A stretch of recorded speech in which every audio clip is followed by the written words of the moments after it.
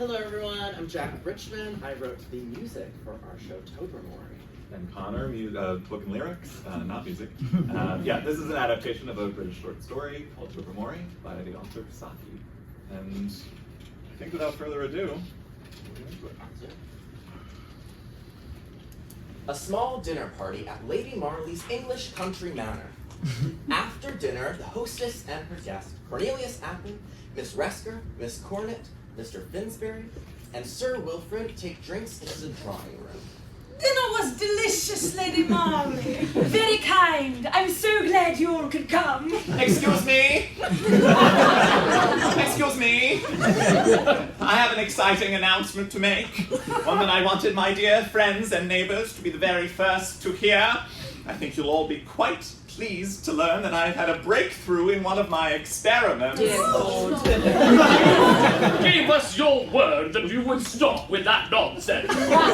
Strange chemicals. The explosion. It's not the type of thing one likes to see when one is strolling through the neighborhood.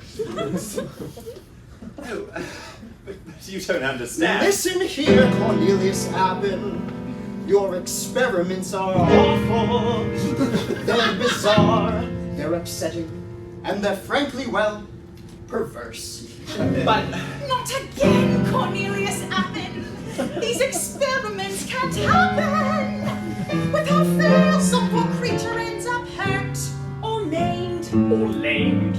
or worse. Listen. This time, it's different.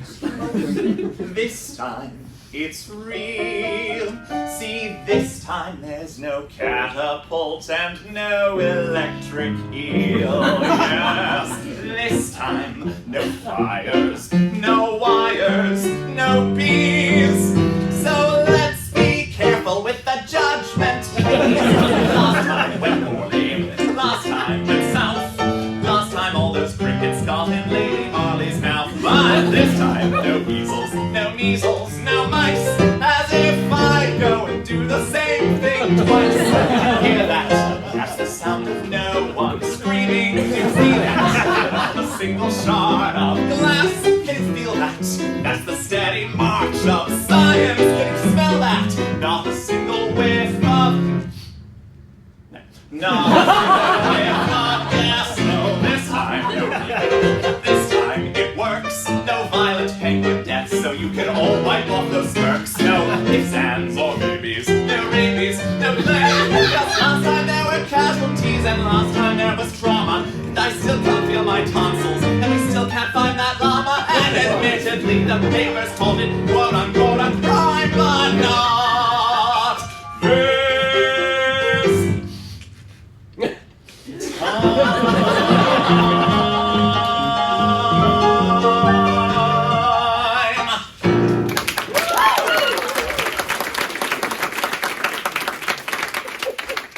What is it then, this breakthrough?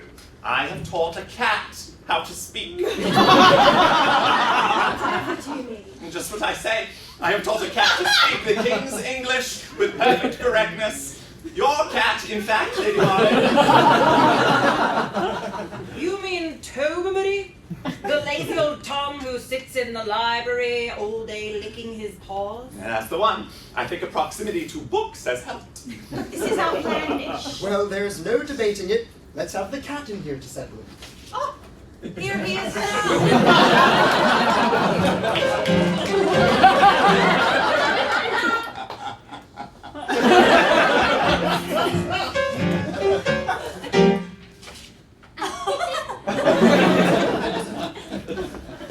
King's English, eh?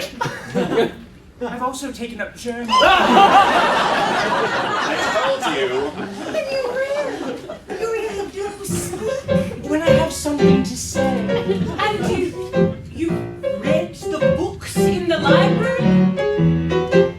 I like the classics. I like the Greeks. I could read Hippocrates or Socrates for weeks. I love the Brontes and Walter Scott. So you can learn a lot in the library. This is absurd. It's some sort of trick. Are we to believe this mangy old cat has actually learnt English sitting in the library? I see him in there. All he does is lick his filthy paws. I've seen you in the library too. Your wife in last Christmas Eve said this party's boring while imploring her to leave. You called your hostess a drunk old sot. Excuse me? So you can learn a lot in the library. I sit there and hear just about everything at every party. When nobody was looking, when salt and Helen's cooking. I thought you liked my cooking. Of course. Whenever it's in hand, you can sneak sips of brandy. It helps you live longer. And you've been spreading rumors, and you stole Helen's bloomers. She called you a whore, he called you a whore, she called you a nasty beast. You had to sell your carriage, you're trapped inside your marriage. You're sleeping with him, who's sleeping with him, who's training to be a priest. Everybody! I've got some stories, I've got a tale. God, I've just begun, I'm having fun, you're looking pale. You won't believe all the dirt I've got. So you can learn the plot, and you can stir the pot. You can change the situation, you can work a reputation, you can tear apart a nation, you can get your education in the library.